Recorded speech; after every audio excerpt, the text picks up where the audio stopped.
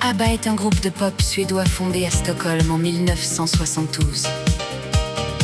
Devenu l'un des phénomènes les plus massifs de l'histoire de la musique avec plus de 150 millions de disques vendus dans le monde.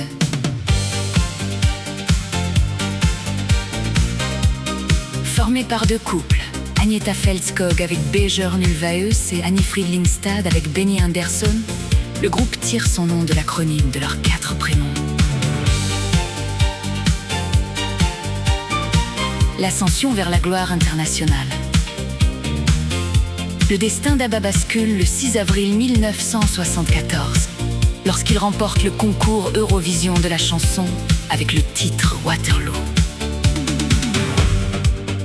Cette victoire propulse le quatuor sur le devant de la scène internationale. Dès lors, le groupe enchaîne les succès planétaires durant une décennie, caractérisé par des mélodies pop irrésistibles, des harmonies vocales impeccables et une production studio particulièrement novatrice pour l'époque.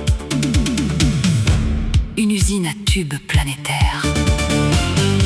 Entre 1974 et 1982, ABBA domine les classements musicaux mondiaux grâce à une impressionnante collection de hits.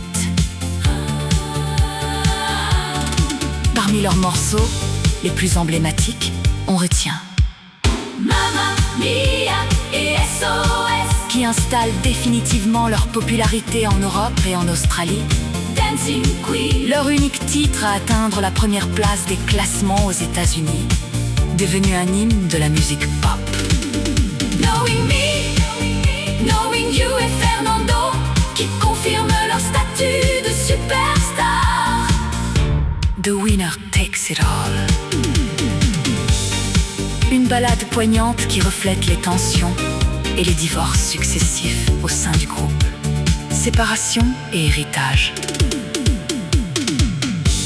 Usés par la vie de tournée et la rupture des deux couples, Björn et Agnetha divorcent en 1979, suivis par Benny et Anni-Frid en 1981.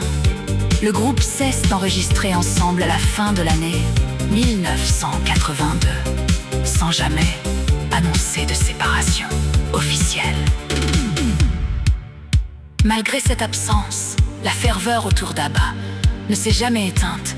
L'intérêt du public est relancé à grande échelle dans les années 1990, avec la sortie de la compilation ABBA Gold. Puis grâce à la comédie musicale Mamma Mia en 1999, adaptée au cinéma en 2008, avec un succès retentissant. Le retour surprise. Contre toute attente, après près de 40 ans de silence radio, le groupe se réunit en studio pour sortir l'album Voyage en novembre 2021.